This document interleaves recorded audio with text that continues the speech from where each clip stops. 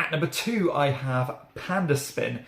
So this is a card shedding game where during setup, each player is going to get given, I think it's 12 cards, and you are trying to get rid of those cards as quickly as possible, because if you do, then you will score points based on the player who has the most cards left in their hand. So again, the sooner you can get rid of these cards, the better. If you drag your heels and just try to build up too strong of a hand, then you might get caught off guard and end up giving your opponent loads of points because you just haven't gotten rid of enough cards at a good enough pace. But the twist on this game is the fact that these cards that you play with are double-sided. And the way that works is that when you are playing these arrangements of cards out, which, standard fare, you're playing runs of cards, sets of cards, and so on. Do you want to play a bunch of the same number, a run of numbers, and so on. If you end up not winning that particular round, of course the player who does win will get rid of their cards, which is a great thing for them because they're one step towards winning the round. But if you lose or don't win, then you will pick up your cards back up, but you'll flip them the other way, making those cards much stronger.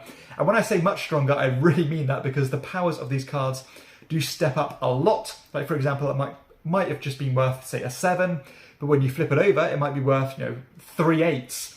As you can imagine, that can really bolster your hand when playing in future rounds. Some of these cards also have special abilities, such as whenever you play it, you can just get a point from the scoring supply, or maybe you can steal a point from an opponent, or maybe you can use it as a wild number, and so on. So it really is this balancing act of, do I want to really build up my hand and then smash huge, powerful wads of cards down, maybe keep winning the trick, and then so I can keep leading and keep playing my cards one after another, being confident that no one else can trump me?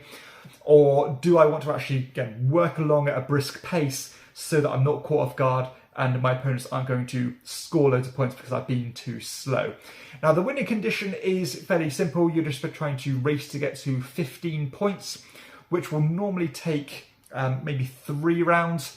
And I'll say, gameplay-wise, this game is amazing. I think it's really fun.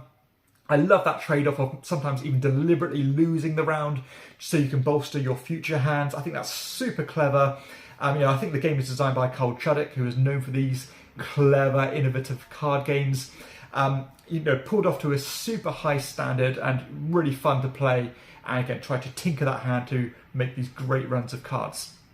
My only nitpick of this game is that I think it's maybe 1 round too long. I think in the future, rather than playing to that 15 points cap, I will just say, let's play 2 rounds. Whoever's got the most points by the end of those 2 rounds will be the winner. And if it's a tie, maybe then we'll play another round. But I don't think that's likely to happen. So yeah, that was my only nitpick. I think after 2 rounds, that was just perfect length for this game. Because it's not exactly a super short game, because again, you are picking up a lot of cards rather than constantly shedding your cards. But again, gameplay-wise, I can't really criticise it. Production-wise, it is lovely to look at. The art style is super kind of dynamic and just really elegant looking, especially, these flipped versions of the cards. It just looks super impressive on the table.